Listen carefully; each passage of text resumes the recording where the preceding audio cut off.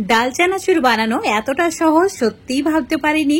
ঝাল ঝাল ডাল চানাচুর বৃষ্টির দিনে খেতে কার না ভালো লাগে, আর সেটা যদি হয় বাড়ির তৈরি তাহলে তো জাস্ট ফাটাফাটি। আজকে তোমাদের সঙ্গে একদম ঝাল ঝাল দোকানের মতো ডাল চানাচুর বানিয়ে দেখাবো। এই ডাল চানাচুর বানানোর জন্য লাগবে ছোলার ডাল। এখানে ছোলার ডাল নিয়েছি 500 গ্রাম। ভালোভাবে পরিষ্কার করে নিতে হবে, তারপর 5 থেকে 6 বার জল পাল্টে এইভাবে পরিষ্কার করে ধুয়ে নিতে হবে। একদম এরকম জলটা যখন স্বচ্ছ হয়ে যাবে এইভাবে কিছু জল দিয়ে রেখে দিতে হবে। তারপর অ্যাড করে দিতে হবে 1 চামচ খাবার সোডা। খাবার সোডা এখানে 500 গ্রাম ডালের জন্য 1 চামচ অ্যাড করেছি। খাবার সোডা ভালো করে মিশিয়ে নেওয়ার পর সারা রাত্রি ভিজিয়ে রেখে দিতে হবে। তোমাদের এখন পরের দিন সকালবেলায় দেখাচ্ছি। দেখতেই পাচ্ছ ডালগুলো ফুলে অনেকটাই মোটা হয়ে গেছে। এই জল থেকে ছেঁকে তুলে নিতে হবে, তারপর ধুয়ে নিয়ে একটা সুতির কাপড়ে এইভাবে ছড়িয়ে দিতে হবে। এইভাবে ছড়িয়ে দিয়ে কিন্তু এই ডালগুলোকে শুকিয়ে নিতে হবে। একটু জল থাকলে হবে না, তো পাখার নিচে এইভাবে রেখে দিতে হবে, বাতাসে শুকিয়ে যাবে। একদমই জল থাকা যাবে না। তো চাইলে তোমরা কাপড় দিয়ে এইভাবে ঘষে ঘষে জলটাকে পুছে নিতে পারবে। তো দেখতেই পাচ্ছ খুব সুন্দরভাবে এই ডালটা রেডি হয়ে গেছে, একটু জল নেই, একদম ঝরঝরে হয়ে গেছে। এবার এই ডালগুলোকে গরম তেলে ভেজে নিতে হবে। তো অবশ্যই ডাল ভাজার সময় তেলটা হাই ফ্লেমে গরম করে নেবে, তারপর ডালগুলো কড়াইয়ের মধ্যে অ্যাড করবে। এখানে কিন্তু কড়াই নেবে, কোনো ফ্রাই প্যানে ডালগুলো ভাজবে না। ডালগুলো যেই তেলে দেবে, ফ্রাই প্যানে যদি করো তাহলে তেল পুরো উপরে উঠে পড়বে। তো অবশ্যই কোনো গর্ত কড়াইয়ের মধ্যে এই ডালগুলোকে ভাজবে, তাহলে খুব সুন্দরভাবে ভাজা হবে। আর ডাল ভাজার সময় অবশ্যই চুলোর ফ্লেমটা মিডিয়াম আঁচ করে রাখতে হবে। হাই ফ্লেম করা যাবে না বা একদম লো করে রাখা যাবে না। একটু সময় নিয়ে ভাজতে হবে। যখন দেখবে ওপরে এইভাবে ডালগুলো ভেসে উঠেছে সঙ্গে সঙ্গেই তুলে নিতে হবে, না হলে লাল হয়ে যাবে। তো এইভাবেই সবগুলোকে ভেজে নিচ্ছি।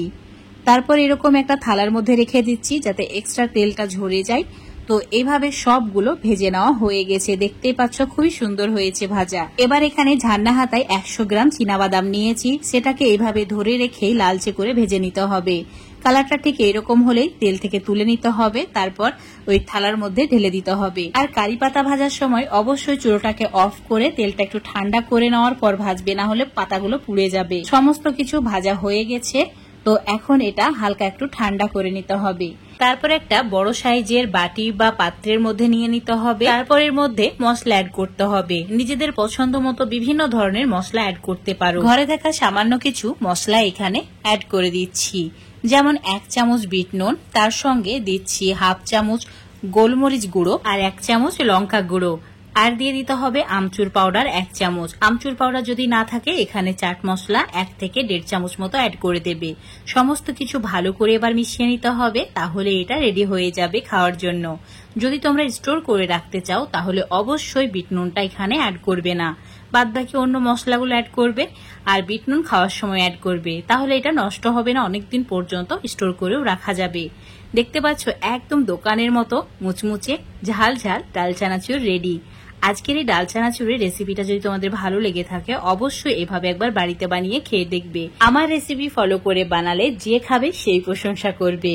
তো বন্ধুরা অবশ্যই বাড়িতে একবার এভাবে বানিয়ে খেয়ে দেখবে। মশলা মাখানোর সঙ্গে সঙ্গেই কোনো এয়ার টাইট কাচের জারের মধ্যে এই ডাল চানাচুরগুলো সংরক্ষণ করে রেখে দেবে, তাহলে অনেক দিন পর্যন্ত রাখা যাবে। 6 থেকে 7 মাস একদমই নষ্ট হবে না। আজকের এই ডাল চানাচুরের রেসিপিটা যদি তোমরা ফেসবুক পেজ থেকে দেখো, পেজটাকে ফলো করে নেবে। ইউটিউব থেকে দেখলে চ্যানেলটাকে সাবস্ক্রাইব করে রাখবে আরো এরকম রেসিপিগুলো পাওয়ার জন্য। দেখতে পাচ্ছ কতটা সুন্দর হয়েছে, খুবই লোভনীয় হয়েছে, আর সেই রকম দারুণ মুচমুচে হয়েছে। তো বন্ধুরা অবশ্যই বাড়িতে এইভাবে একবার ডাল চানাচুর বানিয়ে খেয়ে দেখবে।